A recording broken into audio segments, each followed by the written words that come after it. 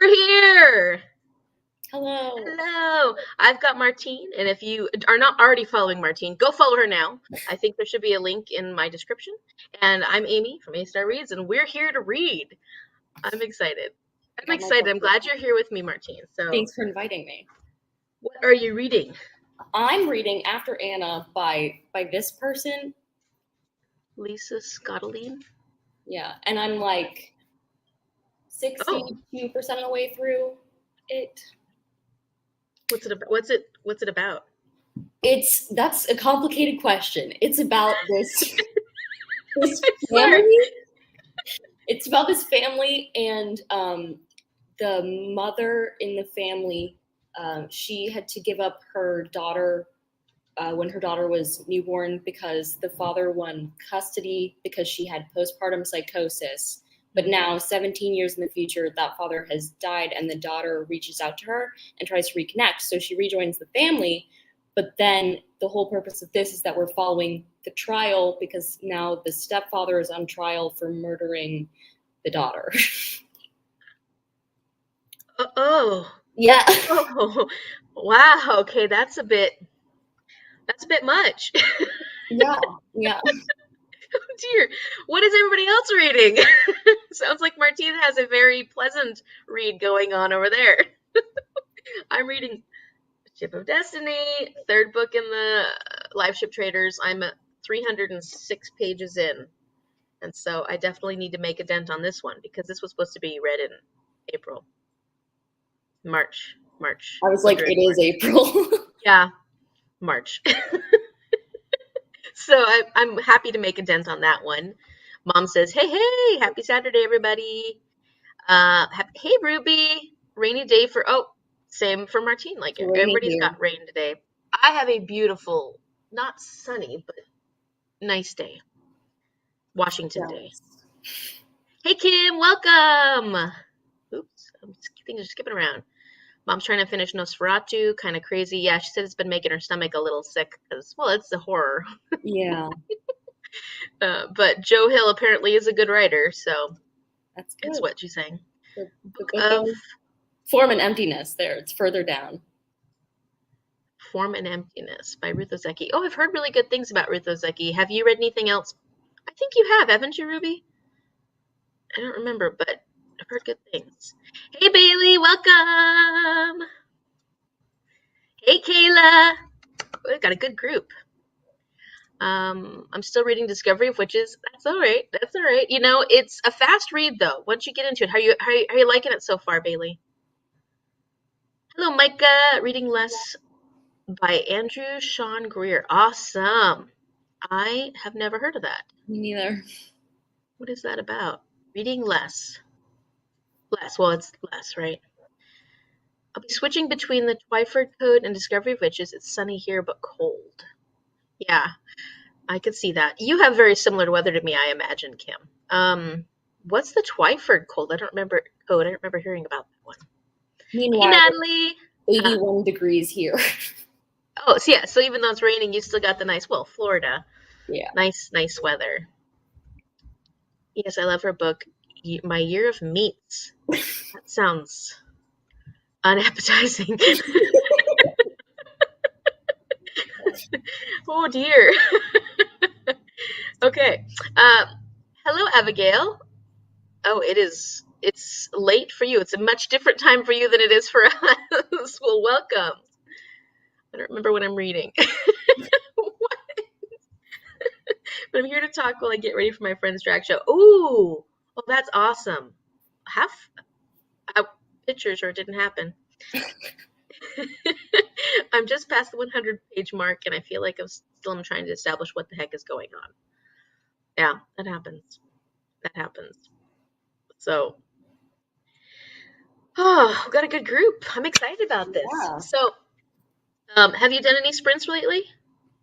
No, I think the last time I did sprints where like I was on screen was that one random one I did one time where I was feeling impulsive and I just started one on my channel. I was like, let's go. I always want to do them, but then I get like really in my head about them sometimes. So. Oh no. Yeah. I'm sorry. Well, you know, it's also, I don't know. Yeah, it is something because you also feel like, I've never done them on my own yet, so that's maybe I can see if I was doing it by myself, I would be a little more. But I'm glad you're here with me. I'm glad I'm here too. He texted me and I was like, yes, immediately, get me on. I've been trying to do these once a month. So I'm like, once a month, I can do once a month. That's totally doable. And I remember you'd mentioned early on, you're like, I'll do it with you. And I'm like, okay, good. Yes. Because it's been so long since I've actually gotten to see you too, because we did our buddy read a while ago. What month was it? Was it May, June? Well, I see right now, I can't even remember what book we read. Persuasion. Oh, yeah. Oh, I love that book. I loved our discussion. Yeah, but it was a long time ago. Yeah, it's all coming back to me. It's like I have like my eyes are swollen, so I'm obviously struggling this morning. I actually got to sleep like enough last night, and I haven't this week because my rehearsals and then shows have been ending really late, and I've been having to wake up early to do stuff. So today I actually feel well rested for once, which is nice. Good. What show are you doing? We're doing She Kills Monsters, which is like a D&D based show. It's pretty popular. Like I had never heard of it before, but it's since we've started putting it on, people have been like, "Oh, I did that in high school," or like, "Oh, I did that here," and I've been like, "Really? I've never heard of it." But it's pretty good. She Kills Monsters, huh? I'm gonna look it up. That sounds fun, especially if it's D&D based. Yeah, there's lots of stage combat and stuff, which is pretty cool. I fall too many times. Oh dear. Intentionally, unintentionally? Intentionally. Okay. That's good, because then you can at least plan for it. Yeah. There's one scene where I have to lay there dead for like half of the scene, and last night I landed weirdly on my arm, so I was laying on a nerve and I could feel my arm falling asleep slowly. And I was like, dear. No! Oh, goodness. Okay, so you are performing in it, but you're also, are you the music director or something? No, for this one, I'm just performing, and then I'm still the president of the club that puts it on, so, like, I know generally what's happening, but my deal with my production staff for this one was I'm going to do tech for this show unless not enough people audition, and then I'll audition, and that's what happened. Oh, okay. Okay, that makes sense then. Well, that's good, though. You get to fall down a bunch. Yeah. Yay. You get to perform on the ground on the stage a lot. Yeah. See, it's a mystery book by the author who wrote The Appeal. Oh, The Appeal sounds very interesting. I've heard mixed things, though. It's pretty good so far, intriguing. About a missing teacher and an author, a bit like Enid Blyton. Okay. I don't know who Enid Blyton is. Do you? Nope. I think we won't have trivia on this. Oh, I should know this, right? We should get.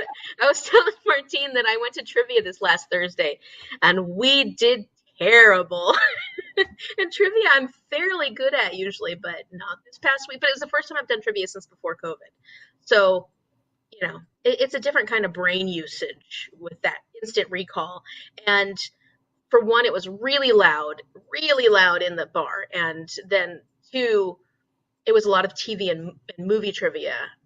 And our little group of three of us don't know much movie or TV trivia. So next time we'll do better. But apparently I need to know more about Enid Blyton so that I can pull that out of my pocket. We'll be prepared. We've been having heavy snowfall. Oh, wow.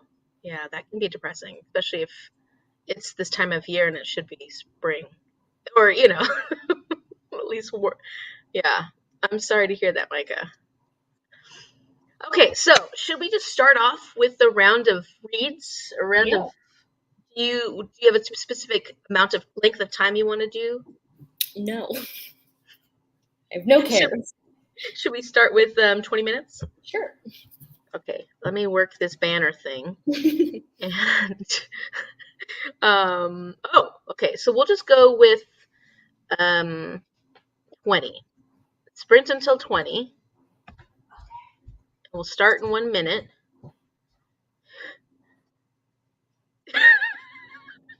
Sorry, I'm just trying to. Oh, we'll see what Kim says really fast. Did you mean to say sprint until 20 or sprint until 30? Oh, that's what I meant. Yeah, I meant 30. See, it's good that you're here because obviously I am I'm needing the help. That's only 10 minutes. Okay. Wait, what did Kim say? I always assume people know about Eden Blyton and so as I read so many of her books when I was a kid, I guess it's a British thing. Okay, I'm gonna be looking her up during this sprint, Kim, so I'm prepared for trivia. All right, everybody have fun sprinting. We will see you shortly. Okay, come on, Chris. Then she'll have 15 minutes left.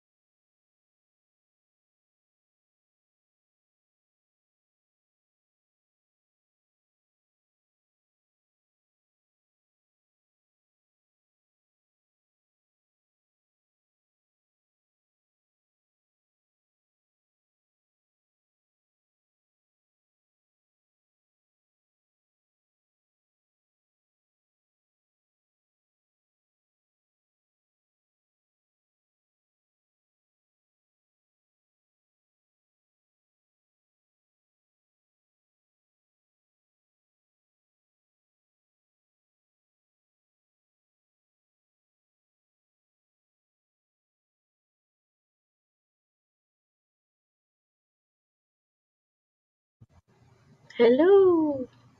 Hello. How'd everybody do? How'd you do? Gotta calculate that. I got 34 pages. Nice. Really good. 5 pages. Better than none. But these books, they got a lot of words on the pages. And then plus, I was warming up. Warm up round. I agree. Yeah. Yeah. Let's see. Read for about 4 minutes and managed 3 pages. So it sounds like me, Bailey. Like we're on the same. 1.5 chapters. Nice. Is that a Fish Are Friends mug? Yes, it's Bruce. Isn't it cute? He's so cute. It's a little hard to drink out of though, because the lip kind of curls. Yeah. So I have to like. But it's so cute. I love this mug. It's adorable. Look at his little tail. Oh. Yeah. Let's see. 15 and by the way, hi Leanna, it's good to see you. 15 pages, scary, heart pounding. Mom is that Nosferatu. She said, well, it sounds like it's creepy. So it's about, what is it about? It's about like this guy who I think is supposed to be like a vampire, and he's using his car to suck out the life of children and other kinds of stuff like that. So yeah. Yes, great warm up. Yes, exactly. Thank you, Bailey. 10 pages from Heart of the Fae by Emma Hamm. Oh yeah, I saw that you're reading that. How's that going so far for you, Natalie? Love it. He's my favorite character from Nemo. He is, although I do love most of the characters in Nemo, but Bruce is a very great character. He's so awesome. I think I got it from like Goodwill or something like that. That's a steal from Goodwill. It was a good find. Yeah, it was a good find. These actually, you'd be surprised how much Disney mugs sell online for. Like if you just bought them from Goodwill for a couple bucks and you sell them for like $20 online, it's pretty crazy. They're so expensive. Yeah. I was looking at like Disney ears because I've never had Mickey ears, and I was like, maybe that would be fun to finally have some. And then I was looking and I was like, these are so expensive. Oh yeah. Yeah. There's this one ear creator that I just love her designs. But her ears, some go up to $70. And I'm like, oh no. They look amazing, but I don't have that kind of, yeah. I mean, I know that she puts a lot of work into it. Like, I give her credit for that, but that is so expensive. Only read 6 pages. Better than me, Kim. Getting back into Discovery of Witches on chapter 12. Ship of Destiny, I am currently on page 310. Paragon has just pulled into Divvytown. So I'll tell you that, and you'll know then, Kim. And that means nothing to the rest of us. I know, so that's what I'm hoping for. I don't want spoilers or anything. And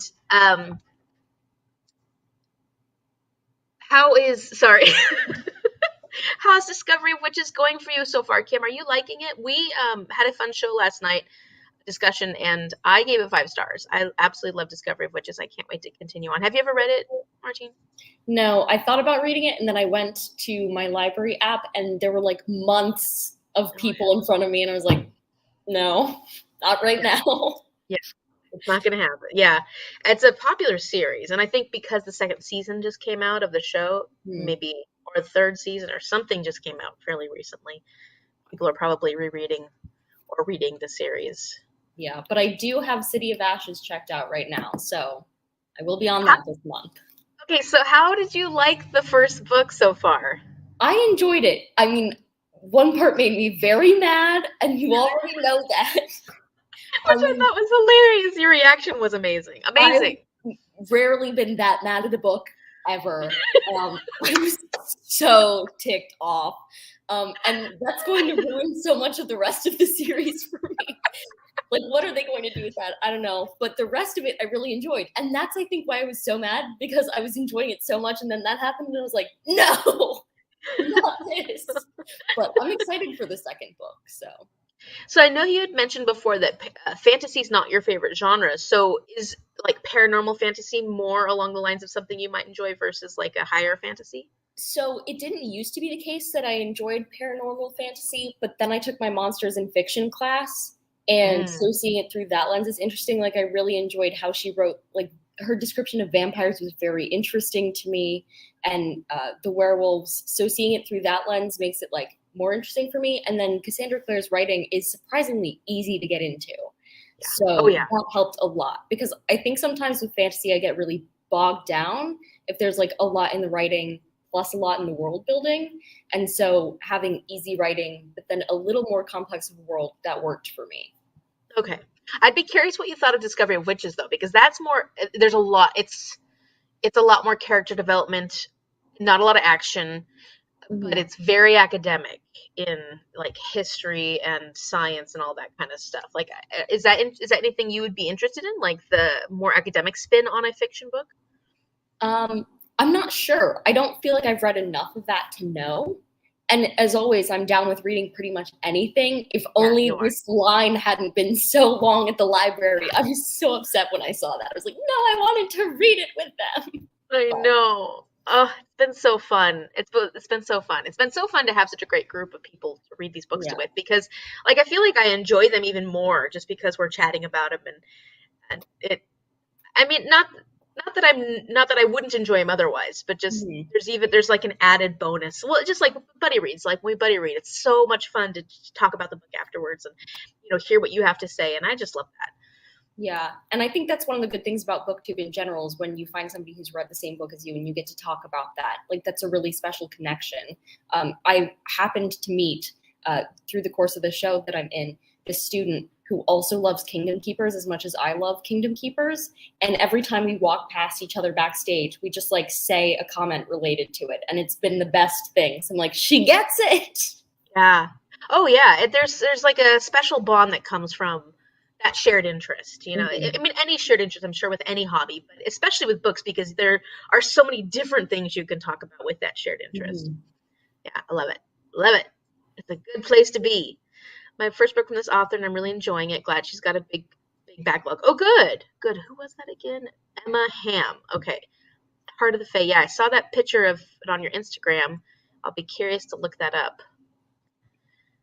Read City of Bones years ago and thought it was terrible. I think I remember seeing your review, Bailey.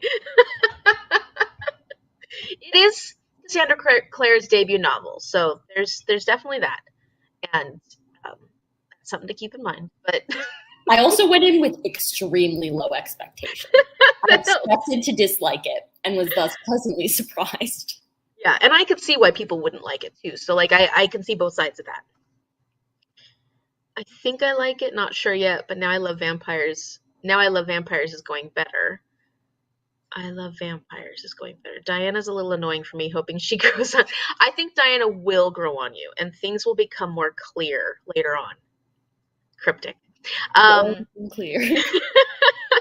But yeah, because I remember Kim said she wasn't a fan of vampires before, and so she watched one of the vampire shows. There's so many of them, and I guess she was more into vampires now. And the vampires in Discovery of Witches are more enjoyable than the witches in Discovery of Witches. So it's an interesting book where usually the vampires are like the bad ones, and they're the whereas in Discovery of Witches you tend to like the witches more, or the vampires more. Now I'm even more curious to read it. Yeah.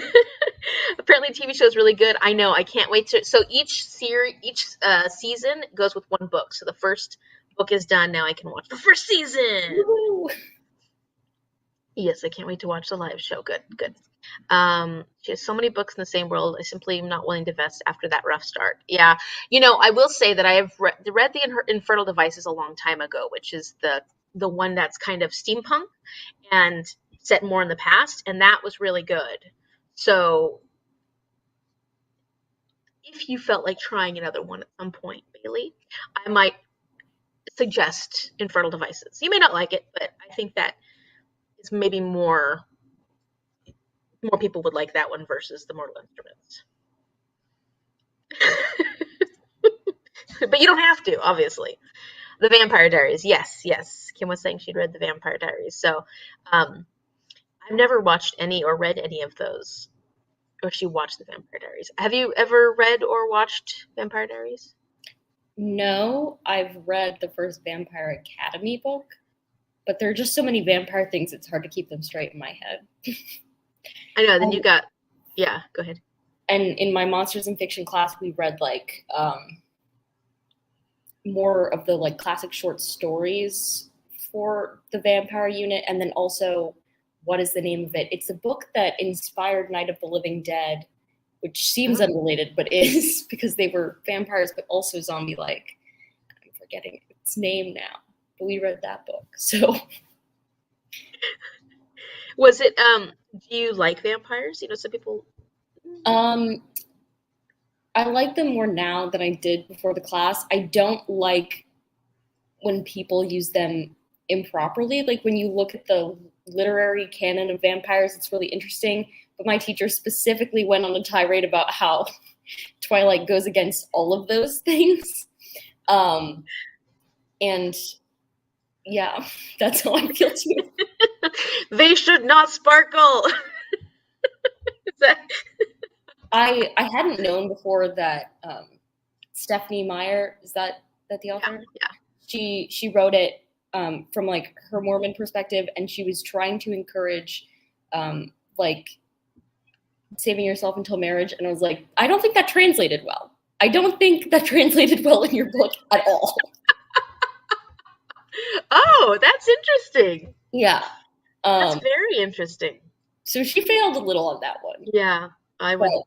And in that way, it turned into more of what the literary canon of vampires is about, which is typically about sexuality in the past, especially like this, it didn't cover in Twilight, but like homosexuality is like a big theme in vampire, especially when the AIDS epidemic was really going, like vampires came back into fashion again because of that. But Twilight's tea. My mom made me watch the first movie, and I was like, why are you doing this to me? It sounds like a really cool class, though. It's a great class. I had a class called, gosh, I can't remember what it's called, but it was about uncanny. And so everything we talked about in that class was uncanniness, you know, like eyeballs and just different themes in all forms of media, you know, like whether it's books, plays, music, you know, and it was such a cool class. Those kind of classes are always a blast. And and just looking at the history of how things like that are used, I had a lot of fun with that. So the one you took sounds like it would be a lot of fun too. It was a good time. Let's see. I think I read the first 3 to 4 books of Mortal Instruments and couldn't do within. Yeah. But the Infernal Devices was so good and made me stop. See, Infernal Devices. So maybe Bailey, maybe that's the place to go with it, or not. I doubt Bailey will. She doesn't usually pick up things she thinks she's going to dislike. Yeah, and that's fair. That's smart, actually. She's a lot better than I am at that. Well, you know, it's fun to watch your videos though, Martine, because you do pick up so many books that I would never have thought to pick up. And I love that though, because then I get to live vicariously through you. Sometimes I'm reading and I'm like, how did I end up here? Why am I reading this book? I don't know.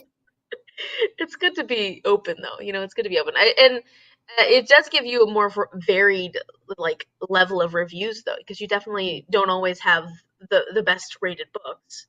So that's fun too. It's fun to watch. It's fun for someone. I mean, I don't know if it's as fun to read, but I actually feel bad reviewing things poorly because I think it's uninteresting. Like I worry that it's uninteresting to watch. For me to be like, yeah, I gave it a 2.5. That's the end. Bye. Like, I think those are the most interesting to watch. So that's good to know. That's helpful. Yeah, because it's kind of like, well, I mean, I find it's easier to talk about books that I didn't like. You know, I have a lot more to say about books that I have issues with than it is when I have books that I love. Maybe it's, unless it's like books that I absolutely love, it's much easier to talk about. But books that I really liked, books that I gave like a 3 or 4 stars, it's harder for me to talk about because they're good. I liked them, but there's not as much to complain about or as much to rave about. So sometimes like the highest rated books or the lowest rated books are the ones that I have no problem talking about and just going on and on about. It is kind of rough though, because I feel bad for the author that I'm, you know, going on and on and on about how much I didn't like this book. I think though you also do a good job of highlighting if there are like redeemable aspects of it that certain people might be interested in. So like everybody has different preferences in what they read. So say you could dislike the characters in one book, but the plot was really strong and other people might care about plot more, so they might pick that book up anyway. Yeah, I hope that's true, because let me tell you one thing that happened.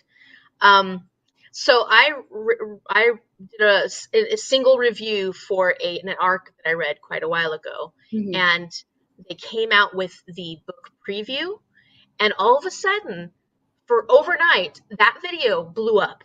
And all of a sudden, my video is getting watched left and right, left. And I'm like, what is going on? Why is it getting watched so much? So I go back and look at the history of it, like where it's coming from. And it was coming from, my video was recommended to people who were watching the book review. And so, not book review, book preview. And so people are watching this book preview, which is really cool. I watched it. I'm like, wow, this makes this book look so exciting. And then my video comes up as a recommendation. And it's this, like, fairly negative review, not mean negative. I really try it to be, you know, but I was like, I feel bad for the author because this is their brand new book, and like I've gotten almost 2,000 views on this one video now that is a negative review, because I don't think there's a lot of individual reviews on that book out there on YouTube. So I'm like I don't want to be the person that causes all this problem. So, listen, yeah. There are so many books in the world to read. Any information you can give to help people decide whether or not it is worth their time is helpful. I hope that's true, because we're beeping. Hold on one second. Mom. 1 second. She's abandoning me, guys. Here I am, alone. We have the food's cooking and the beeper's going off, and Mom's just completely not hearing it. So I'm like, hello. Food. Okay, sorry. That was a random tangent, but I tend to do those. But yeah, that was just made me think about the negative reviews and how my one just I don't want to. You're right.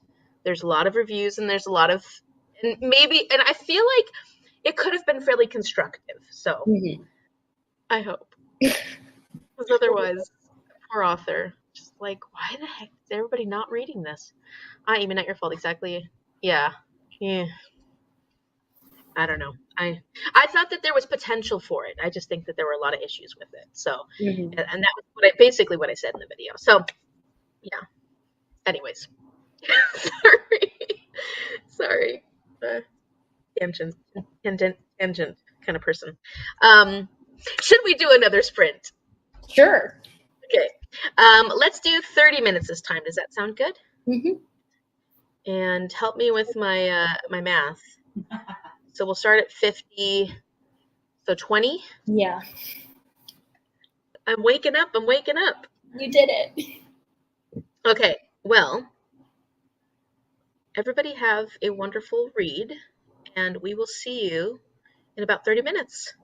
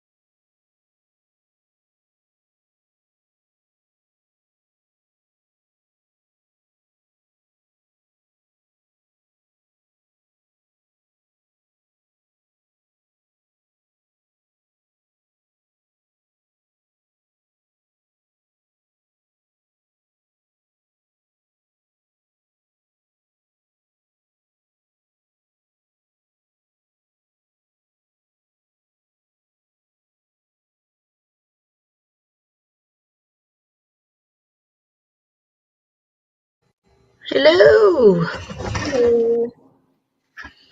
How'd it go?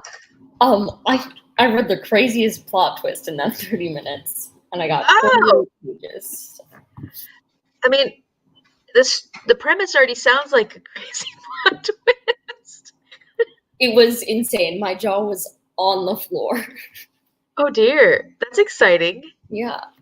So Good or bad? good. Okay, good. Well, that's good. So how did everybody else do? I only read about like 9 pages. I ate some brunch and well, you know, these are a little. It's not like it's a slow read for me. It's just that they're so much more dense, and it's good though. It's so good because I'm getting so much resolution, and I'm coming to a point. You know, it's like there's still quite a bit left, and there's still a lot of stuff we haven't talked about. But it's nice to have some resolutions for some of the things that we've learned in the other books in the series, and there are things that are happening in this that I'm loving, and then there are things that I'm finding out about that are making a lot more sense. So that's always fun. I do like that, like towards the end of a series.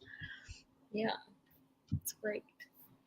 Hey Stacy, welcome. Meal prep all done. Time for a bit of reading. Glad to catch your life sprints in progress. Glad you're here. Glad you're here. 16 pages and then read through parts of the discussion. Oh yeah, I saw your comment about Twilight and I laughed. um, Good morning. Good morning, Magda. Welcome. Glad you're here. Look what I'm reading, Magda. Okay. 24 pages and oh, it's cry-worthy. The horror mom's reading's cry-worthy. Hey, Magda. Mom says, hey. Shell, sleep was good, but I made it. Sleep's important. No, you're allowed to sleep. How's everybody doing with their reading? What are you guys, the newcomers, Stacy, Magda, Shell, what are you guys reading? Um, so how much further are you in? How much more do you have left of that, Martine? I have like 55 pages left. Oh, you're close. Yeah, so like 35 minutes of reading, according to Bookly. Not bad. Yeah. Not bad at all. Are you pretty good about keeping up with, like, you know, I know you have that one app that you keep up with all your reading and stuff like that. Are you pretty good about keeping up with that? Oh yeah. Every time we like start reading, I just hit like start on whatever book I'm reading and then stop at the end. And that also makes it easier for reading sprints because then it tells you when you enter like where you got in the book, how many pages that was that you read, which is very helpful. So even when I'm doing sprints with somebody and I'm listening to an audiobook, I can tell them like the number of pages I read during that time, which is pretty cool. Bookly, huh? Probably something I need to check out. I like it. I've had it for like half a year now, like the premium subscription. I did the like one-time buy instead of having the like monthly rates, and I love it. Yeah, I like always want to try different organizational things, and I'm good at starting with things, but then I do find that there are certain things that that's what I do, and so I might as well just stick with it because it's working for me. It's always been working for me, even though I want to change it to other things that I feel maybe better at organizing. I still end up doing the same thing. So why change something that's working? That's fair. I mean, if you want to try Bookly, you get the first 10 slots on there for free. So I thought it was a good, like, it took me long enough to get through those slots to feel like I understood how the app worked and that I liked it, and then I could make the commitment. Okay, I'm gonna check it out. Natalie read 15 pages. Great job, Natalie. How far along are you in that now? What was it, some half of the Fae or something Fae? Give up on reading to clean and start dinner. Oops. that's good. It's cleaning. I'm not good at giving up on reading to clean. Me neither. Audiobooks is the only way cleaning happens. I'm about to sneeze. 1 second. Uh-oh. I Married a Naga. So, Shell, how are you liking? You've already read I Married a Lizard Man. Have you read it? Is this the next one you're reading in that series? Because there's 4, I think. I Married a Mermaid, I Married a Naga, and I Married a something else too. Are you liking this one so far? These are those fun, interesting kind of like the Ice Planet Barbarians, sort of, odd romance kind of ones. And Mom read all 4 of them. She liked them. So sounds like Shell's getting into it too. 15% to the Echo Wife. Oh, how do you like that one? I've heard really mixed reviews for that one, if it's the one I'm thinking of. Have you read that at all, Martine? No. It's on my list with like every other book that's ever existed. Yeah, same here. I know.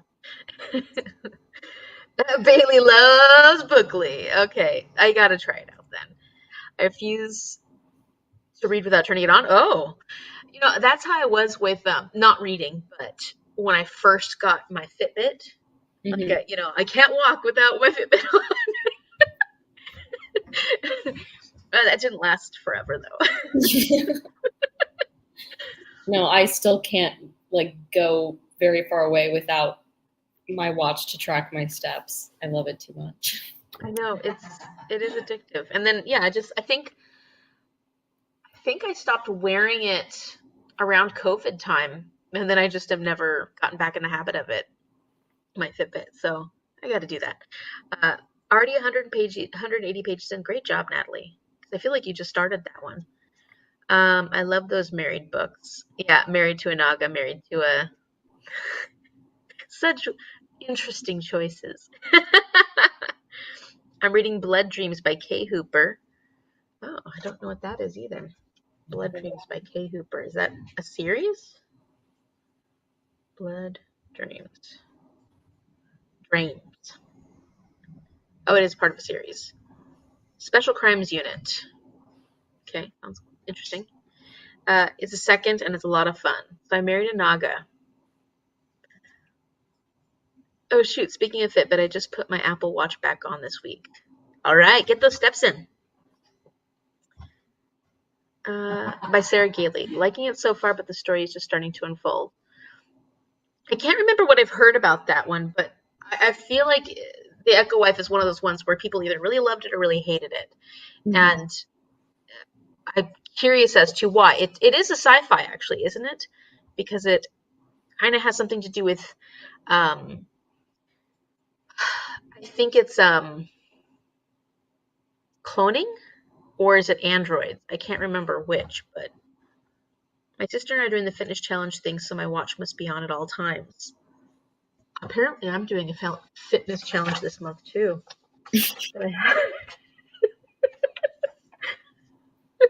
That I haven't yet done anything for. Yeah. I'm reading it for your viewer choice prompt since the MC is a midwife. Yes! Okay, I remember you talking about that. So thanks for the excuse to pick it up ASAP. Good. Yes, I do remember you hearing about that. Cloning. Okay.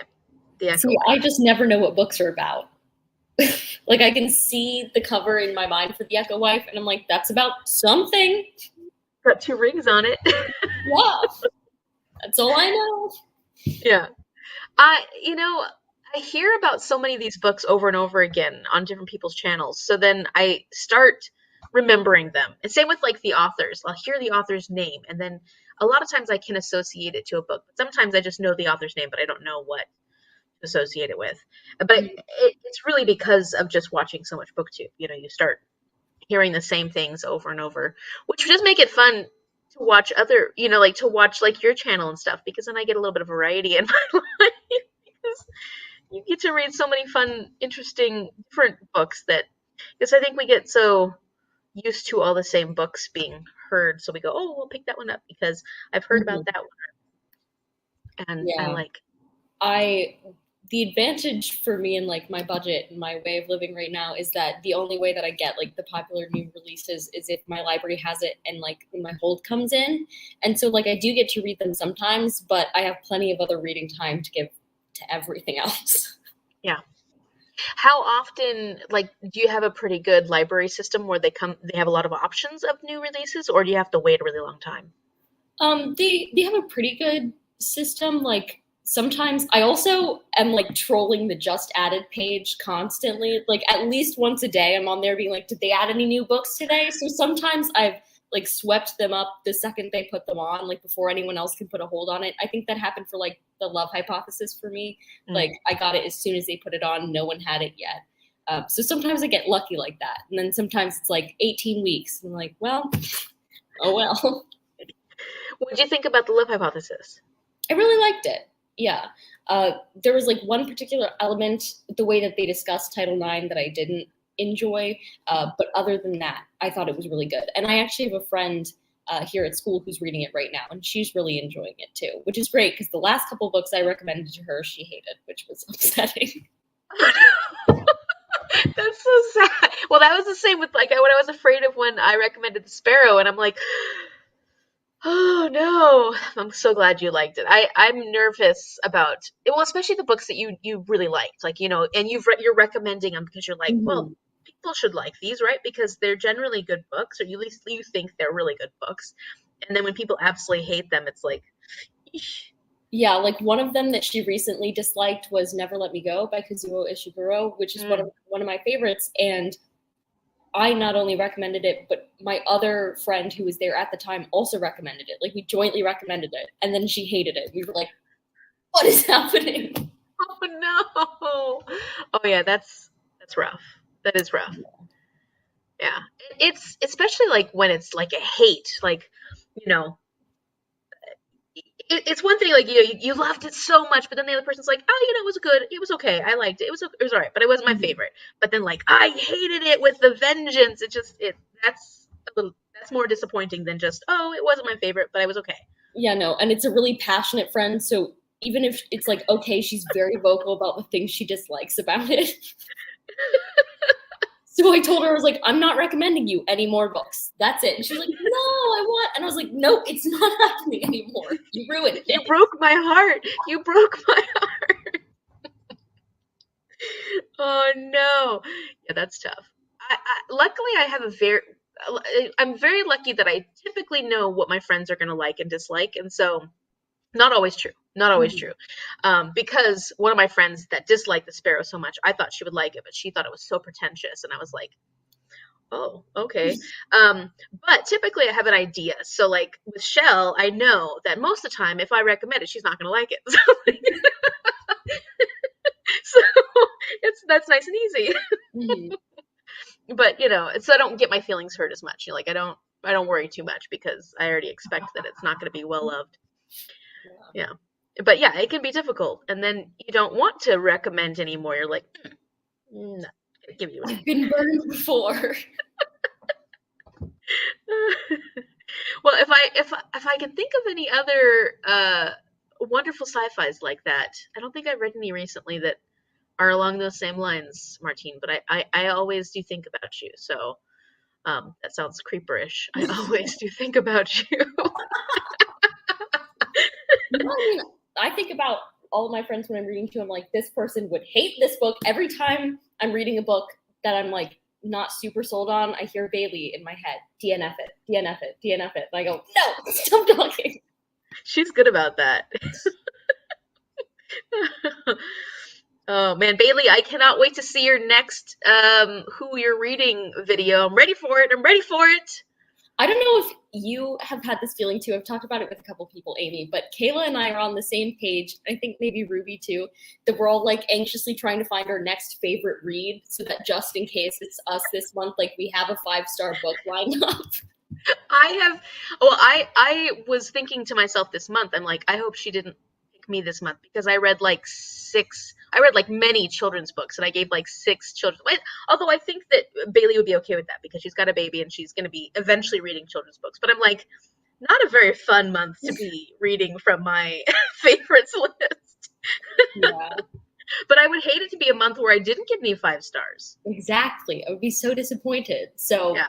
On the one hand, I'm really grateful because it's pushing me to pick up books that I think I'll really love, which I'm typically not good at doing. Yeah, you don't want to be picked the month where you don't get any 5-star reads, and Bailey's like, well, didn't happen. Yeah, no, I agree though. I think about that a lot now. Thanks, Bailey. I watch a lot of channels where they don't read books I would usually read. Yeah, and I think that's a good idea. And I do tend to read even like I'll even watch some channels where they're very specific in the genres they read, because even though I read more broadly, it's still fun to hear people who are more niche when it comes to those genres, because you get to hear a lot of books, especially like indie books that you may not have ever heard of. So I try to do that. But I watch a ridiculous number of fantasy-based channels for somebody who doesn't like fantasy. that's a good point. have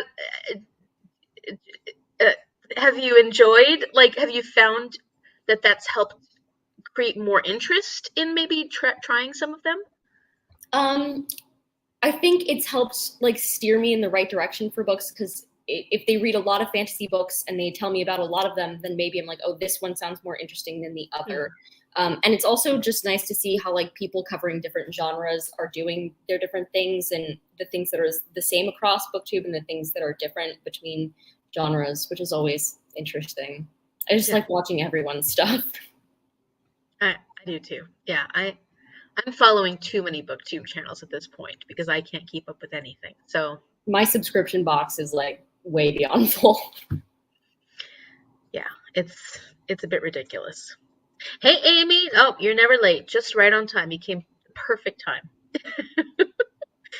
My mom hated that book, Never Let Me Go. She had no idea what was going on. Before that, I've only heard good things about it.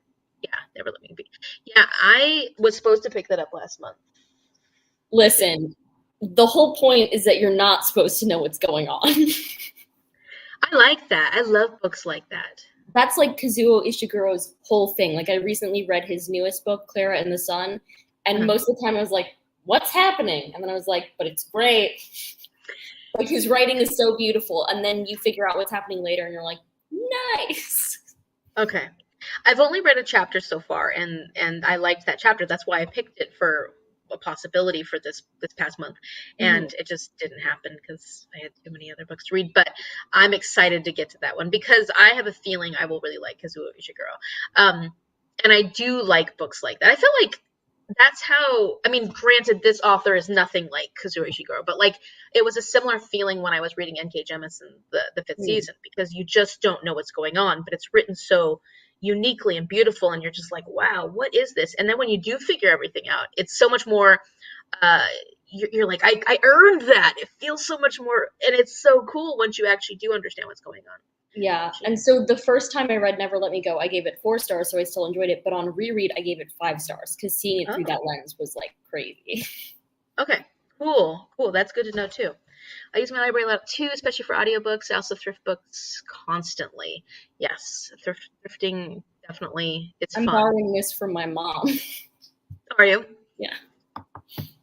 It's nice. I try not to borrow too many books because then I have books that sit on my shelf forever that are not my books, and I feel bad about that. So, because you know me, I just never get to anything. I read, but I don't read anything. I chose Becoming Mrs. Lewis for my book club, and my sister hated it. I hadn't read it, but I liked it. Yeah, that can be painful, isn't it? Definitely given books Martine recommended me 2 stars, but I love her, and that's all that matters. Just don't give up on me, Bailey. Yeah. I think that's probably true for all of us, Bailey. It should be out late next week. I would like to read children's books still. Yeah, okay. So, I mean, it's not horrible. It just was kind of weird because I was like, I did have a lot of 5-star reads, but they were mostly children's picture books. The other Amy. I picked Never Let Me Go for my book club this month. Haven't started it yet, but looking forward to it. I like The Remains of the Day. That one I really want to read. Have you read that one, Martine? Yeah, I've read Remains of the Day. I think I gave it 4 stars. That one I think is the one of Ishiguro's writings that interests me the most. I definitely need to pick up that one at some point. No, I thought it was good. Gosh, too many good books. Too many good books. Do you have anything exciting going on this month that you can share with us? Are you doing any readathons this month? Yeah, I'm doing 2 readathons. I'm doing Realmathon, because obviously I had to, because I don't need to read any books specifically for it, although I am reading The Poppy War for it, which I wouldn't have read otherwise, and I am reading Strange the Dreamer because I'm on Serene, and so that was one of the picks for that, and I was like, I guess I'll read it, because there have been people pushing me to read it, so I was like, I guess now is the time.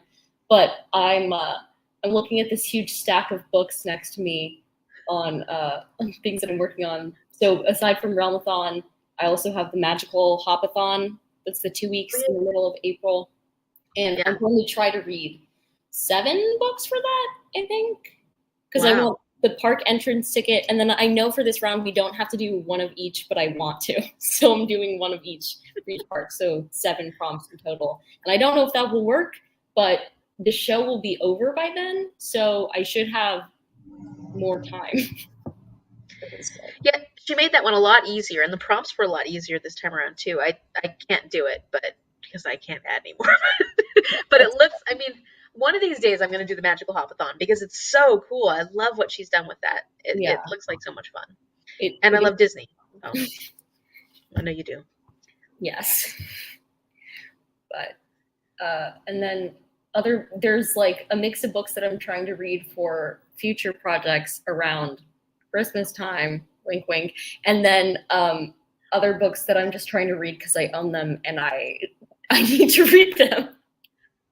So like, since my mom lent this to me for the semester, I was like, I have to read this month. Like before I get home, I have to have read it. So, well, and you can 40 minutes, I will be done with it. So you can basically apply any books to the Realmathon, right? Because there are so many. Yeah, for all the books that I'm planning on reading this month, I've stuck like a Post-it note in with all the prompts that it would count for, so that I can just like grab it and go. And you can double up on those for the Realmathon? Yeah, so for Realmathon, you can choose to either increase your points or decrease somebody else's, and once you've chosen that, you can apply up to 5 of the corresponding prompts to it. So for this one, I'm planning on taking away points from somebody, but I haven't decided who yet, and so I have the numbers there for that. What's your realm again? Serene. Anybody else doing Realmathon? And if so, what's your team? So Martine knows who to target. No, I'm just kidding. Well, I actually might be taking away points from the team that Kayla is on because we were texting about it. So that might be my first move. I'm going to alternate in between the 2 realms that I'm in the middle of, spread it out evenly, but that might be my first hit, Kayla, so just be warned. Shell's doing the Hopathon as well, all 7 of them. Yep. She's an overachiever too. And Kayla's back. How did it go? Was it amazing? Did your brother do amazing? Sounds like it was a lot of fun. Yes, your team. Pretty rude, huh, Kayla? You come right back to the live show and suddenly I'm slandering your team, taking away points left and right. Perfect timing to pop in right when Martine is jabbing that well, this is like a war readathon, right? So jabbing you with that sword. Nice.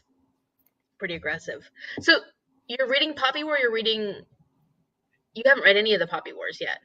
Correct. I'm now 30% of the way into the first one. What do you think so far?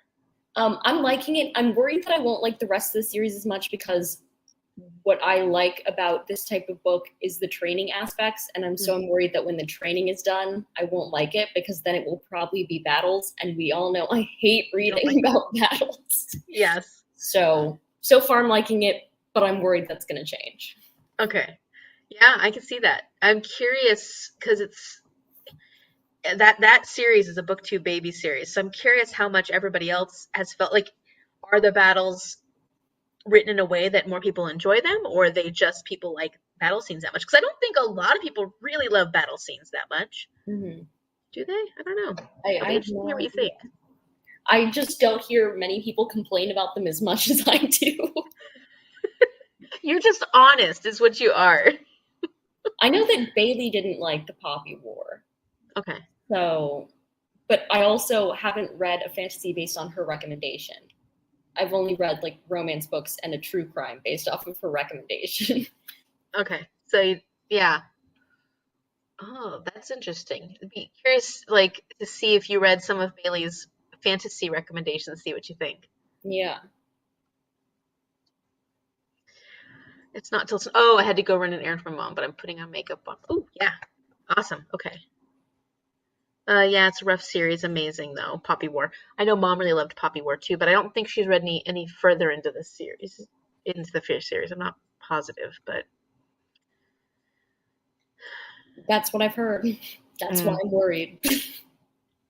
Okay. So, it could be. Battles are hard. I'm always like, ah, yes. I know what's happening. I read To Sleep in a Sea of Stars last month, and there was one point in which it felt like over an hour of the audiobook was like a straight battle sequence, and I was like, what's going on? Oh, really? Yeah. Okay, I don't know what to think about To Sleep in a Sea of Stars. I've never read it, and I hear so many people either loving it or hating it, but I've never really understood what it's supposed to be about based off any of the synopses I've heard. Yeah. So see, I lie right in the middle. I thought it was okay. So I didn't dislike it and I didn't love it. And the question of what is it about is a great one, because I'm not sure it fully knows what it's about. But the basic premise is that it's about this girl who gets taken over by this alien organism. Oh, That's the basic premise. Happen. Okay, that's more than I understand about it. Yeah, it felt like so many books piled into one, because it's like 800 pages. Mm-hmm. It was really just so long, and I felt like it didn't need to be that long. So yeah, that can be frustrating when books don't need to be that long. Bailey liked the beginning, so the beginning, you'll like the beginning, you'll read halfway through maybe, and then you'll be like, oh no, I don't know. We'll see. I'm really curious to see what you think about it, Martine, especially knowing how much you don't like battle scenes. What she said. The battle scenes aren't really technical, more brutal. Okay, so it's more about the details about being stabbed versus who's being stabbed, or like the strategy behind who's being stabbed. I haven't read much or any grimdark, so I'm not sure how I'm going to feel about that yet. Okay. Good to know. Yeah, I do have it, and one of these days I will read it. I am curious to read some grimdarks. There's one booktuber who I follow, who I don't watch too many of his videos, but he does read a lot of grimdark, and so like he's given some suggestions for like beginning level grimdarks up to advanced level grimdarks, and I'm like, oh, it'd be nice to try some of his like beginning levels, and then there's a couple of his advanced grimdarks that I'm actually really interested in, but I'm like, I could work my way up, like baby steps. I like that he did that. Yeah, and that's Steve Talks Books and Stuff. Just if anybody wants to know, if you need grimdark recommendations, he's the person to go for, I think. All right, are we ready to read some more? How are we looking? We're looking okay on time. You have a place you need to be, so I just want to make sure we stay on top. I'm free until 5, and it's right before 3 here right now. Okay. So I'm good for a while. All right. Let's do another. Should we do 30 minutes again, or do you want to do more? Could we do 40 so I can try to finish my book? Yes. Okay. We can do 40. Absolutely. Okay, so we're going to do 40 minutes, and let's see. Oops, nope. Kidding. So 50. So what? 20? 30. 30. That would be 30 minutes exactly. I am a little better at math in this, but not when I have the stress of hosting. Okay, and math is still something I'm getting better at, progressively better at. But I'm just learning math now in my late 30s, because I am learning how to teach math, and so I'm finally actually understanding it better than I ever understood it in my life before. So it's a process. Let's see. People are watching you, math. It's exactly right. It's the people are watching me math, which is a lot harder than just math when I'm not being watched. Or even if like I'm not hosting, like if Martine was hosting and I had to figure out the math, I could figure it out a lot quicker. See, that's why I got it easy. Yes. All right, we got 40 minutes, everybody. Happy reading. I hope it goes well. And Martine, you can do this. You can do this. I know you can.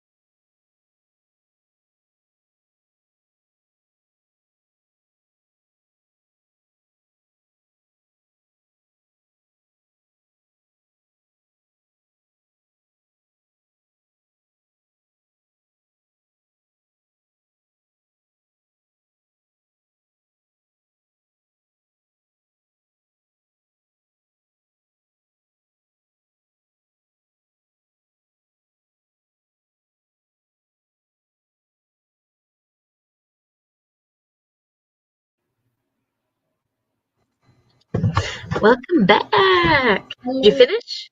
Yes, I did. And? Awesome. Awesome. That's fantastic. So was that that plot twist like the highlight? I definitely think it was the highlight. There was still crazy stuff that happened after, but that was like the craziest moment.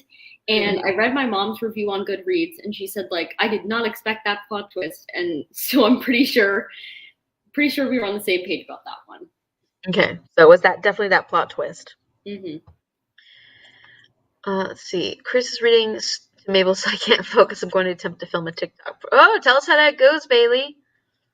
Have you done any TikToks? No, I've toyed with the idea. I know it could be fun in a different way, but I just already have so much going on that I'm like trying a new form. And like I like making long form content. So I don't know. Like I feel like I don't watch enough TikTok to make TikToks, whereas I watch a lot of YouTube. So yeah, that makes sense. That's same for me. How did everybody's reading go? I'm the same, and that's why I've been a little better about at least working on my story for Instagram, but Instagram's never been a strength for me either because what I do is YouTube. Yeah, my Instagram is. I'm hopefully going to try and fix that this summer. That's a goal that I have, is to get it. And I even had a friend say to me the other day, like, you should push your videos more on Instagram. And I was like, I feel bad that it's not like just exclusively new content on Instagram. And he was like, but that's the point of having multiple platforms, is to bring them to your main platform. And I was like, yeah, but I feel bad. You shouldn't feel bad. Yeah, I understand though. And then also, I do kind of feel like I want, well, especially because I do follow some bookstagrammers where they're always putting out new content on their bookstagram, but they don't have a YouTube. So, I mean, it makes sense. And, I'm not a bookstagrammer first. So, yeah, I just need to figure out the way that works best for me to turn my content into something that could be good for Instagram content. Like that's the balance I need to work on finding. Yeah, that makes sense. I feel like Instagram is easier for me when I'm doing a readathon.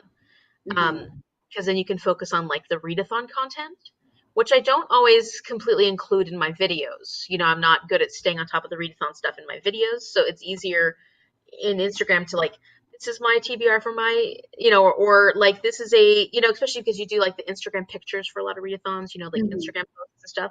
And so that's the only time I think that I would be pretty, well, I don't know. Maybe I'll get better at it. Right now I'm doing better at my story. I'm at least trying to keep up story things occasionally. And so that's something versus the nothing that I was doing before. Yeah. How much did you read this time? I read 15 pages and geez Louise, it's just gotten, it's so good. It's so good because this is doing what a third book is supposed to do. Like the first series, what is the first series of the Realm? The first trilogy. I loved the second book the most, and the third book, Assassin's Quest, I wasn't as crazy about because it felt like a middle book, whereas the middle book felt like a final book, just the way they were written, the pacing of them and stuff. This one feels like a third book, and it's doing all the things I need it to do. That's great. Yeah, and so I'm loving it, and that's why I said this, Kim. If you're still on Instagram, it was check on, Yeah, exactly. Because so Kim's already read Ship of Destiny, so and all of the people I'm buddy reading it with are waiting until I'm done because I'm the slow reader of the group.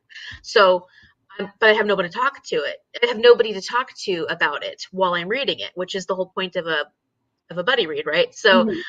I'm talking to Kim about it. Like anytime if she can't respond because she knows what's read about, she knows wow, words are escaping me at the moment. She knows what's going on in this book. So like I can at least like holler my things at her and be like, "Oh my gosh, this just happened. Oh my gosh, that just happened. What does this mean? What does that mean?" And so at least she's listening to me so I could have someone to like, "What the heck is going on?"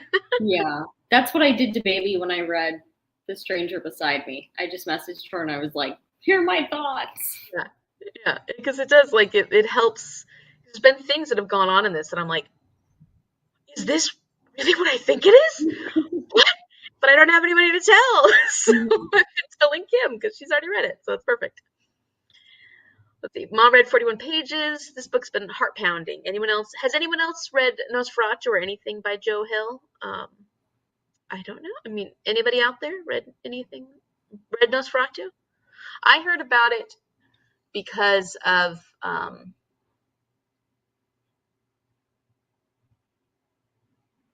don't remember. It's left me. I just know about it. Okay, is the author Joe Hill Stephen? Yes. I feel I heard somewhere. I feel I heard that somewhere. I read 17 pages this round. Oh, good job. Yes, Joe Hill is Stephen King's son. And he looks very much like him. So if you look up pictures of Joe Hill, you're like, whoa, okay, yeah, definitely. The apple does not fall far from the tree. Kim's glad that I'm loving Ship of Destiny so much. I know. It's. Thank you so much for listening to me scream at you, Kim, every time something incredible happens in this book. Sharon, I have it on my want to read. Nosferatu. That's my sister. Hi, Michaela. I love watching you on Martine's videos. Thank you for doing this. I'm using everybody reading as an inspiration to chug through some of my immunology textbooks. Oh, that sounds fun. Yeah, it's great fun. Yeah.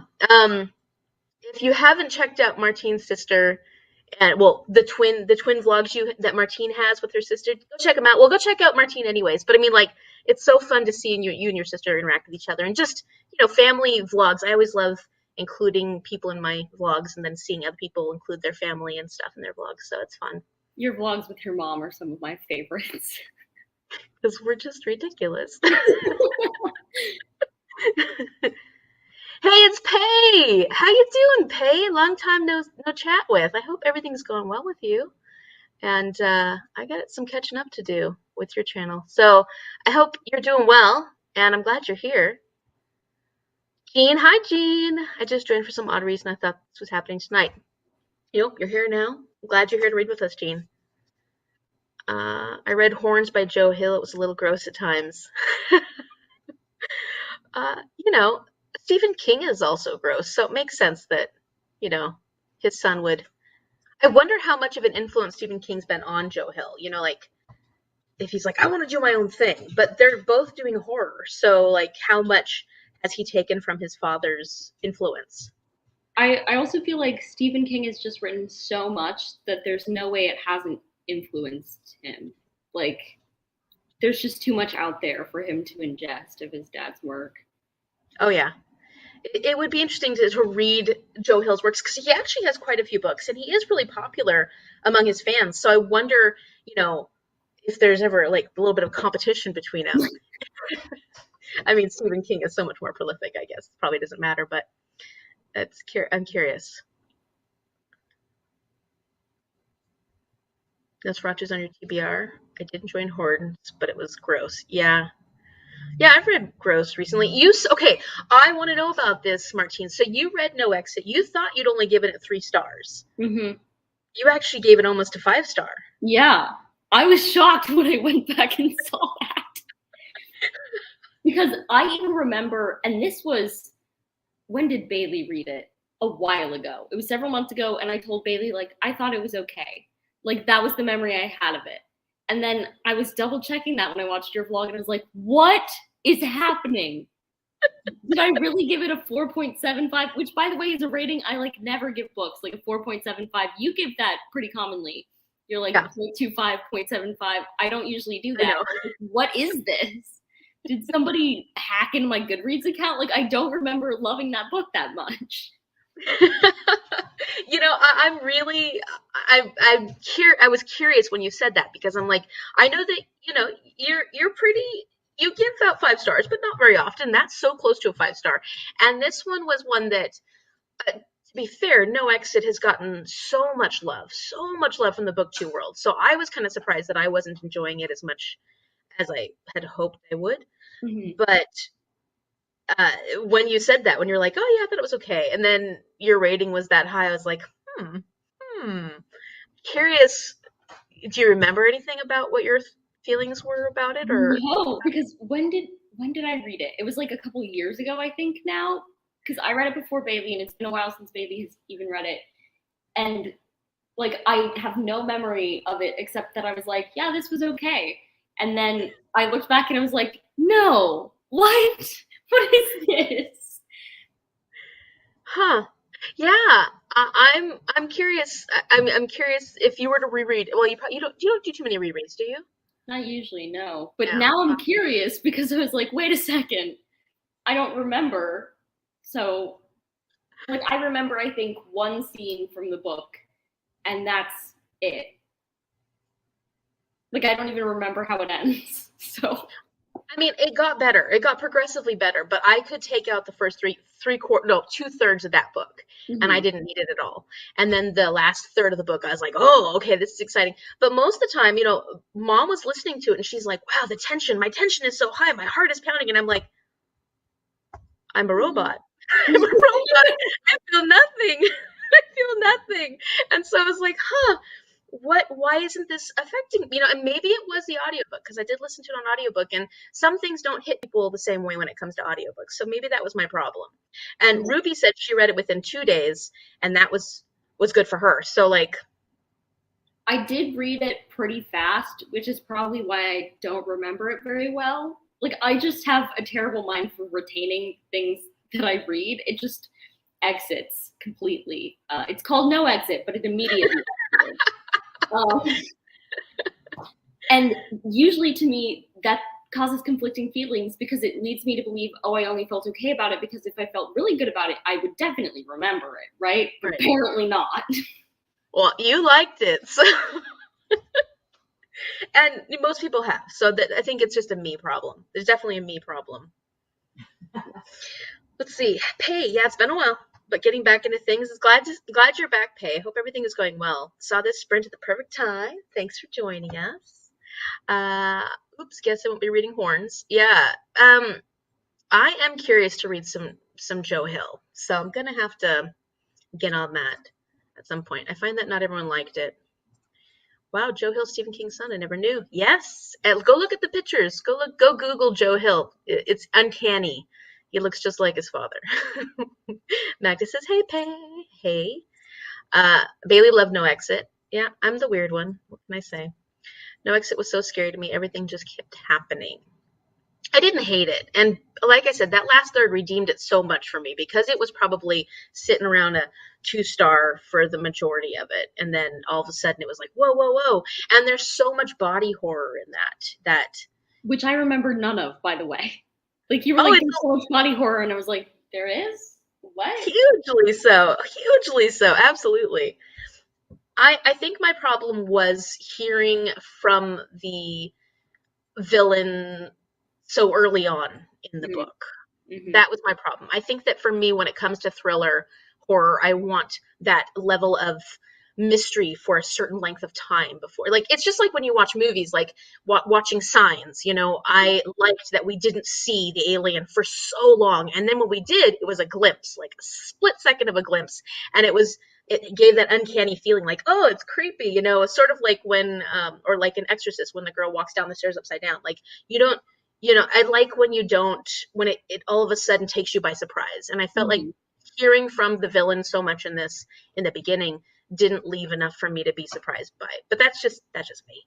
I'm just weird. Or not, or something. I read it in April 2021, so you've had to have read it A year ago. So, a when did year I ago. read? I have not watched the movie. Did you watch the movie at all, Martine? No, I actually saw somebody's review of it on Facebook, like one of my old, my high school teachers, and I was like, have you read the book? No, the answer is no. Was the movie good, Bailey? Worth watching? I think I'm more into horror books than I'm into horror movies because I don't like the jump scares. So I tend to have a stronger. 2019. Oh wow! So it's been a while for you. And I said I read it in one night in my review, so that's probably why I don't remember it.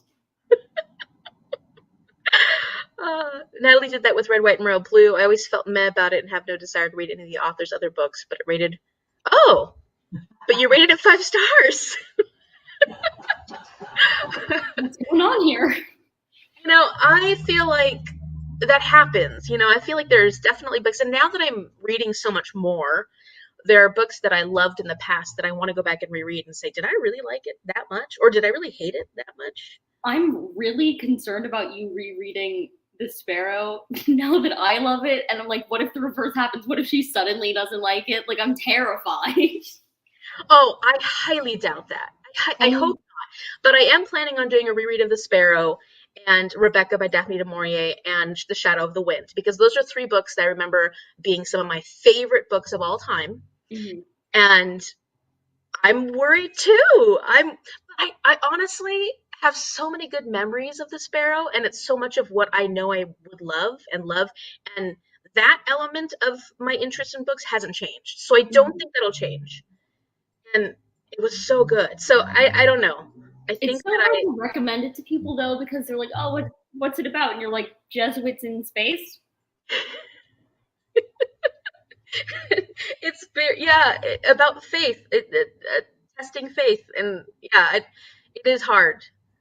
It is hard, and it also has that morbid element to it that I've known people that just can't take it. Like they couldn't, when they got to that point, it was just too much. Mm-hmm. And so it's hard to recommend too, because some people don't like it at all, don't like that level of morbidity in a book. And so it's so good though. I want to reread it now, especially after you read it and you loved it. And I'm like, I gotta reread it. And you never read the sequel, right? No, I think I have it. I don't think the sequel is as good as the first one, but I still loved it a lot. Okay. So I'd be interested for you to reread the first one and then read the second one. The second one was Children of God, right? Mm-hmm. I do have that. I have that. So I'll have to do read those back to back and see. I'm just so excited to reread The Sparrow. I really am. And if anybody really likes philosophical style sci-fi, please read The Sparrow. Or if you just like the idea of Jesuits in space. But if you don't like it, don't tell us, because we don't want to know. We want you to pretend that you liked it. So our hearts don't break. Like Jaws, it was so great because the terror comes from never actually seeing the shark until the end, of course. That trick works well. Yeah, that's really what I do. I think that does a lot for me when it comes to horror books, horror movies. And that was one thing that I had a hard time with No Exit. I liked hearing from the villain at the end, and that's why I think the end picked up so much for me. But in the beginning, it was tricky. So, it's interesting when you pick up a booktube baby, one that everybody loves, and you don't love it, and you're kind of like, ooh, it happens. It was decent. The book was better. Okay, good to hear. Maybe let the hype of the book affect your rating. Have you ever done that, Martine? Do you ever rate books because it's been hyped up so much, so you've hyped it up in your mind, and then you read it and you're like, you go back later and you're like, actually it wasn't quite as good as I remember it being? I don't think that happens to hyped books for me. I think that happens to some books in general, but I usually like trust myself in the moment that I gave the review, because that's the me that remembers the book the most. Like I said, it just leaves after that. But, like, I'm sure I did enjoy No Exit when I read it, but I don't enjoy my reminiscence of it. If that makes sense. But I don't think I let hype affect me in that way, because I like going against the grain sometimes. I like being able to say everybody loved this book and I did not. I mean, and it does make you unique in your own, it does make you stand apart a little bit. So that's actually a good thing. Like, everybody said they loved this, but I didn't for whatever reason. And that makes it interesting to listen to you talk about it, because everybody else is basically saying the same thing. Mm-hmm. Yeah, but I do appreciate when I read a hyped book and I really love it. That is still a good feeling. Yeah. Yeah. Are you pretty good at predicting what you're going to give good ratings to? No. No. Really? I mean, yeah, no, because I'll just pick up anything. I'll just be like, yeah, I'll read this, whatever. And so it's kind of a toss up. But I mean, when I did like for my 12 TBRs of Christmas last year, when I did like people on the cover, that I knew I would probably dislike, and I did dislike pretty much all of those books. So in that sense, I guess sometimes I know, and yet I pick them up anyway. I go, this has a person on the cover, I'm still going to get it. Yeah.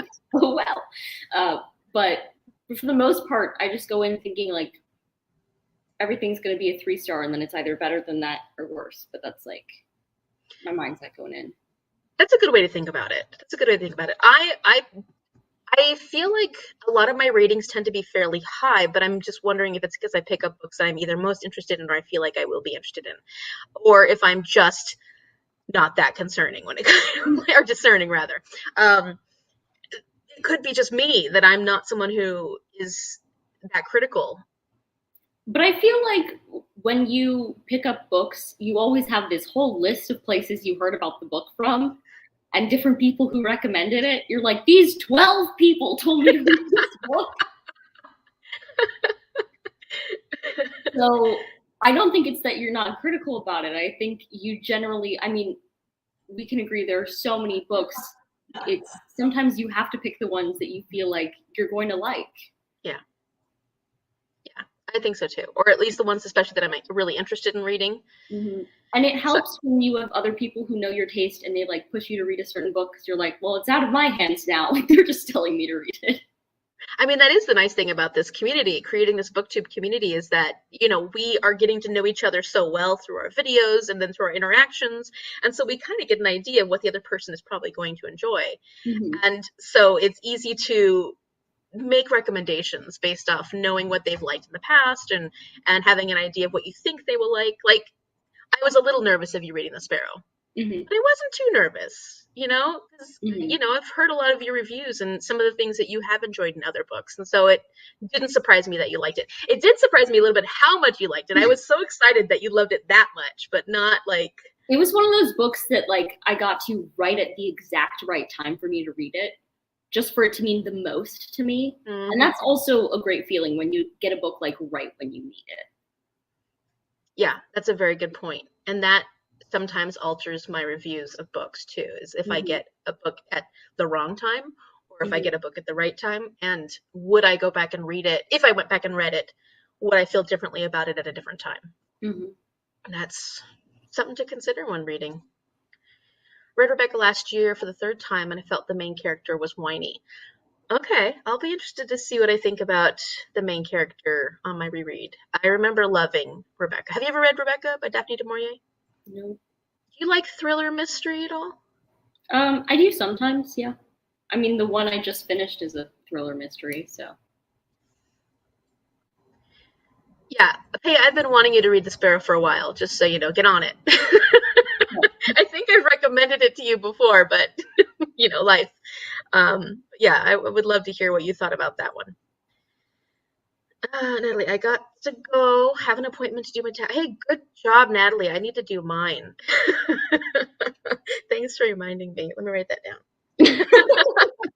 So I'm usually good about doing my taxes like in February, and this year I am behind. So listen, everybody is like, I'm so ready to grow up, and I'm sitting here like, I will remain a dependent. You do the taxes. You're a smart gal. You're a smart gal. Thank you for joining us, Natalie.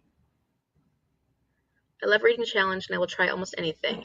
That doesn't mean I won't quit once I start, though. Really, you seem to be the best at that. You know, like of a lot of people I watch, you're really good about putting something down. I am terrible at that. I feel like I have to stick it through no matter what. And I know that that's not everybody's choice, but it tends to be mine. At least it's not as bad. I have a friend who, if she starts a series, even if she hates the first book and she thinks she'll hate the rest, she has to complete the whole series. No, I don't need to do that. But she read like a 10-book series last semester that she hated. And I was like, you didn't need to do that.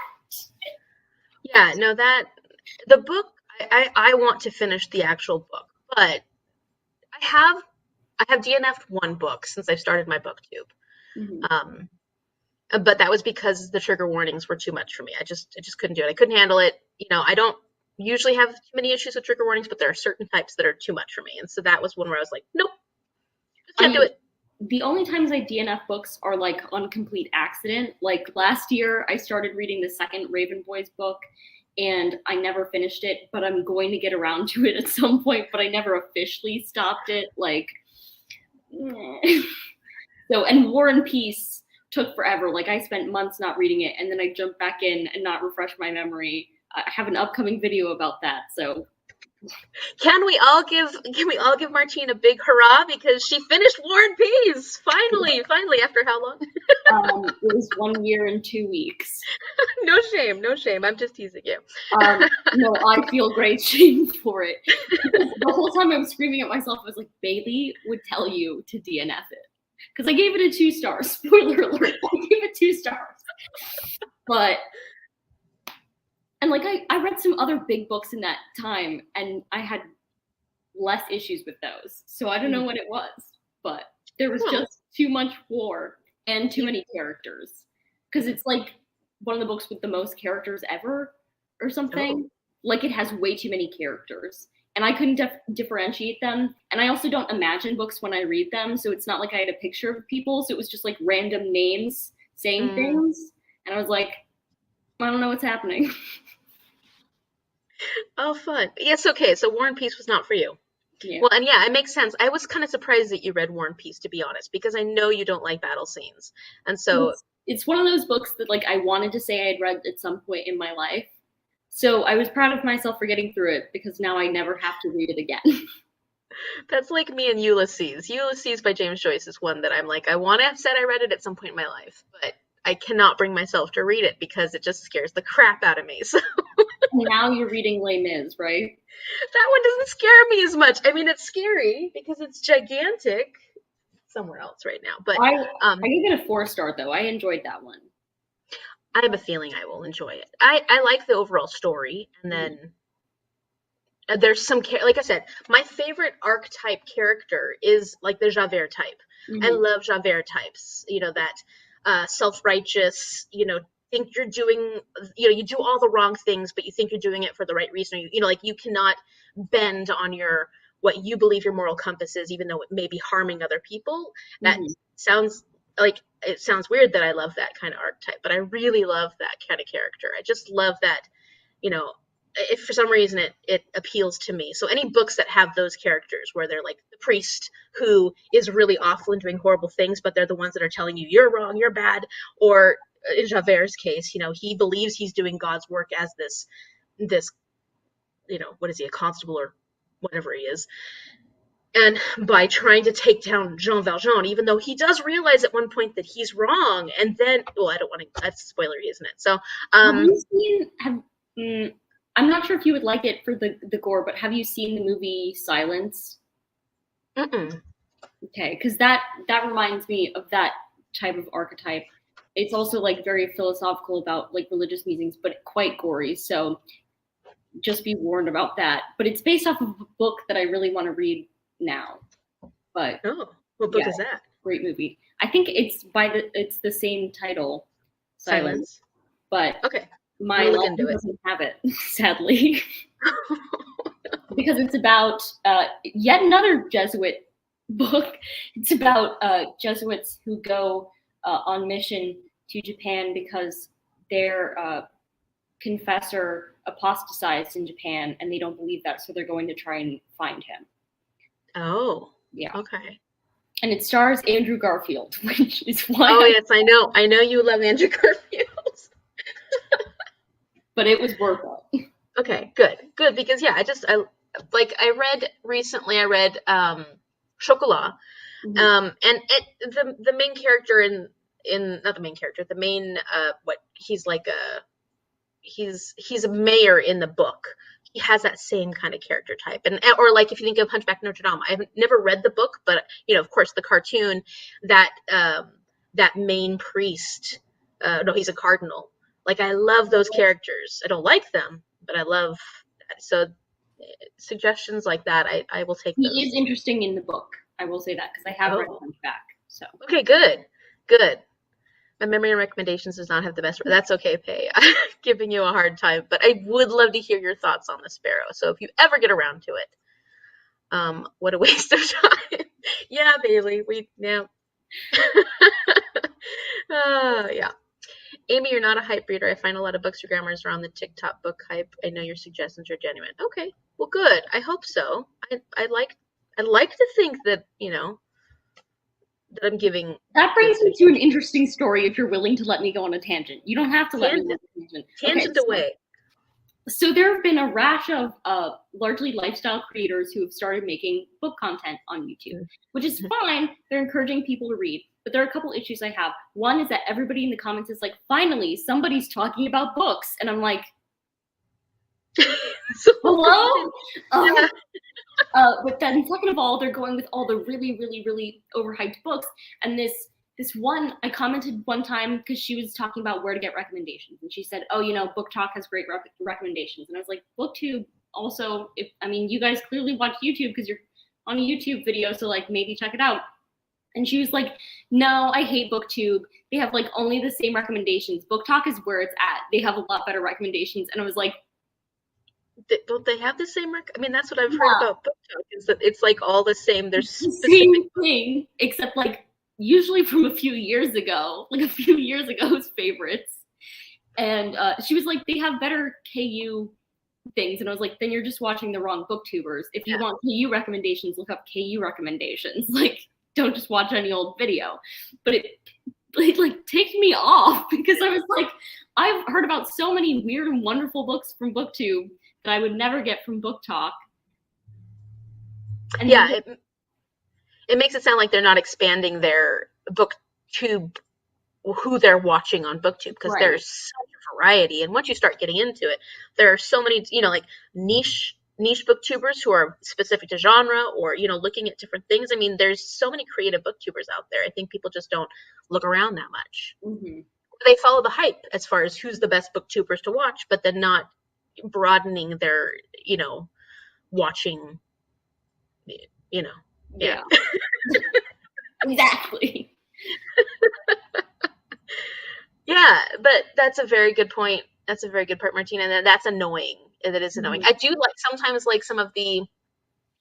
when I see some of the, because I have seen I've seen some of the other YouTubers that I've watched mention books and stuff, but they're not like lifestyle ones. They're like other, and so it's kind of interesting to see them bring things in. But I like when they reference back to other booktubers, or like they mention that there are other there's a booktube community, because there is so much variety and so many options out there. And now a lot of the lifestyle people are starting to make like TBRs and wrap-ups and stuff. And I'm like, you won't talk to our community that does this whole thing? Like, that just seems like, I don't know, gatekeeping. Yeah, it's gatekeeping is what it is.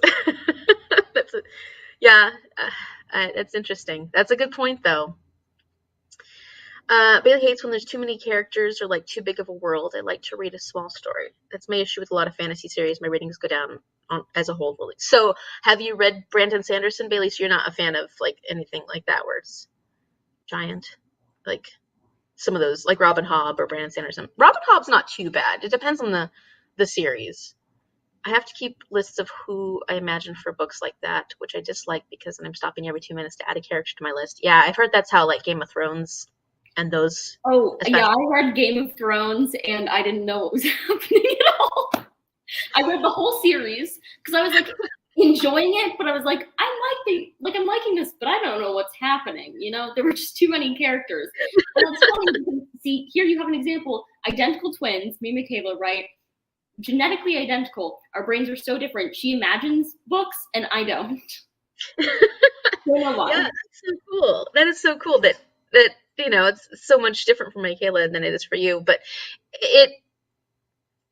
I know that is a big turnoff for a lot of people when it comes to those high fantasies, is the having to remember all the characters and all the little storylines and the little side storylines, because I mean in this series, the live ship traders, there's a lot, whereas like the first series, the Farseer trilogy, it's focusing on Fitz and his story. But this one, you've got like 6 or 7 main characters and you're following different, different parts of their stories. So that can be difficult. I notoriously don't watch TV and movies, so I would struggle to cast in my mind. I like the casting though. That's pretty cool, Michaela. Oh my god, I live for this tangent. They get so many views on a book video, and actual booktubers don't get views like that. Yeah, it's annoying, especially because that's what our content is focused on. So, you're not saying that lifestyle YouTubers couldn't have an opinion, but just saying that, recognize that there is a community that focuses on talking about books, and at least harken back to that a little bit and say, hey, I'm trying Brandon Sanderson this month. Okay, I'm I'll worried be for this, Bailey. I'm worried. But Brandon Sanderson is one of those authors that so many people do love, so I'll be curious to hear if he works for you, Bailey. Bailey, which one? Mistborn. I think Kayla from Kayla Reads is going to read it with me so she can talk me through it. Oh, I cannot wait for this, Bailey. I cannot wait to hear how it goes. I don't know, it'd just be interesting either way. Be fun to see your experience. I agree. You better be vlogging that, Bailey. I'll be very upset if you don't. How are you doing on time?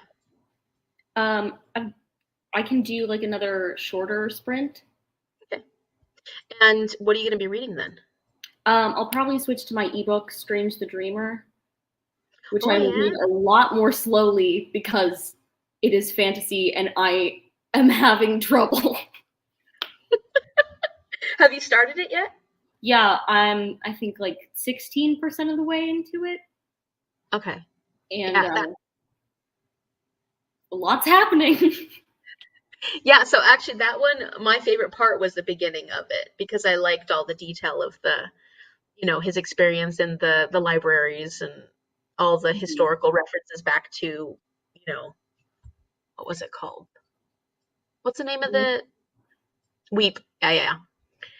So the part that I just got to is when everybody rolled up.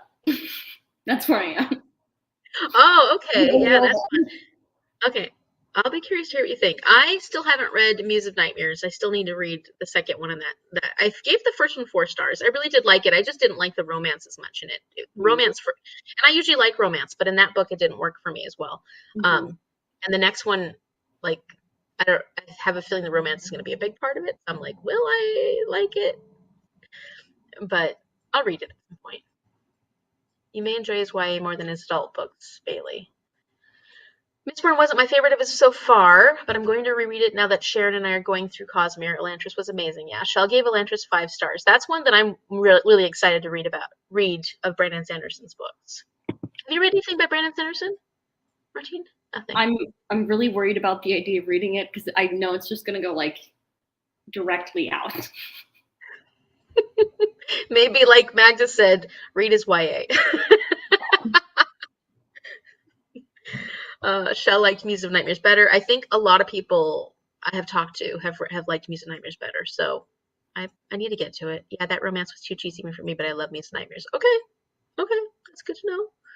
Gotta go, but it's been fun. Thank you for hosting. Thank you, Stacy. Thank you for being here. It's good to see you. I'm sorry about yesterday, but I hope you can catch the live discussion. Interesting. Everyone told me not to start with Elantris. Yeah, I think everything we've read, Shell and I've read, says Elantris should be the one you start with. So that's why we're starting with that one. Okay, so we'll do 20 minutes. We'll then be at 30. And it's already set for that. Happy reading, everybody. I hope it goes well. And I will see you in 30 minutes. 20 minutes.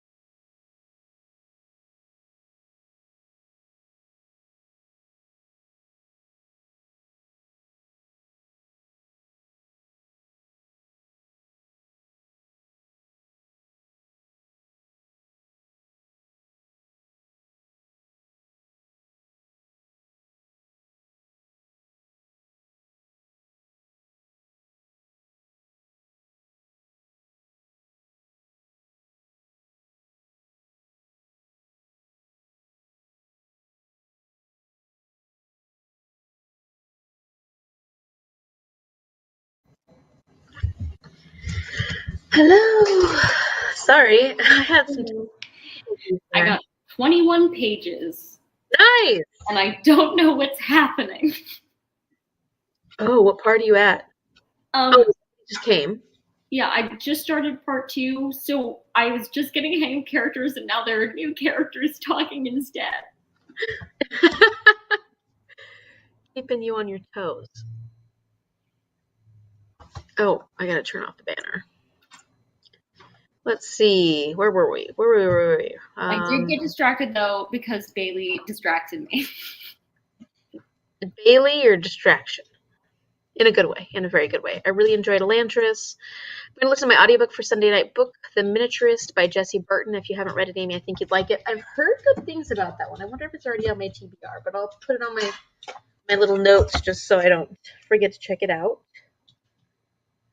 I heard both, but I found a site that gives a bunch of reading orders, and it's a first in the two I'm leaning towards. Yeah, you're right. That's a good point, Jill. Like, I've read a few things that Elantris should be first, but then there are definitely other beliefs that other books should be first. So, reading order stuff. Going to have to read News Nightmares to keep putting it off. Welcome, Chica. That was our last sprint, but I'm glad you got to make it for that one at least. Bailey didn't read. She distracted me. Oh, sorry, Kim. We frightened the hell out of her. What are you reading? Oh, you're reading Discovery of Witches. Still reading Discovery of Witches? Or you were cleaning and stuff last we talked. 16 pages, and I wish I wasn't reading this book. I hate kids getting hurt. Yeah, that's really hard. That can be a really hard subject in books. The Miniaturist was also turned into a miniseries. I have seen that. I think I saw that was a series. Have you ever read that, Martine? No, me neither. I think Elantris is first published. It is first published. But I think Shell and I were looking at some lists, and like Brandon Sanderson said that he thinks Elantris should be the first one that you read if you're starting his. So, that's why. What did I read? I'm almost done with this chapter. Like, this is literally what I have left of this chapter. Oh, wait, where is it? Of this chapter. So, so close. Uh-oh, what's the face? Sorry, I just got a text from somebody talking about show narrowing stuff for my club, and I'm unhappy. Oh, no. I'm sorry. It's okay. We're picking shows that I'm like, I really think that's a bad idea for you to try to do. But, oh, what shows? Well, like, one of the top 6 is Into the Woods, and I'm like, we don't have the musicians we need to do that. We absolutely do not have the musicians we need to do that. Chorus Line, we do not have the dancers we would need to. Yeah. No. We'll see. Oh. Huh. What are some of the things you'd like to see performed? I don't know. I'm mainly always in the show narrowing process. They're going, this is why we shouldn't do this show. This is why we shouldn't do this show. Just trying to be a voice of reason to get people to like think of the cons for the different shows, because I'm fine with them doing any show they want as long as they realize what obstacles they're going to meet, right? Okay. If they're prepared to face those obstacles, then it's fine. But if they're not thinking about those obstacles, that's less fine. Yeah, that makes sense. Yeah, and Chorus Line, that's an interesting one to propose if you don't have a bunch of dancers that are also singers. And yeah. Huh. I'm listening to my mystery book. I was on edge already. Oh, okay. Well, sorry. I've got to get better at the easing into. But see, one time I did the like, hello, we're back. And everybody's like, ooh, that was creepy. So what am I supposed to do? I got too much into the reading and forgot to unmute. Yeah, that happens. So Martine, the voice of reason. Always. You always need a voice of reason. Yeah.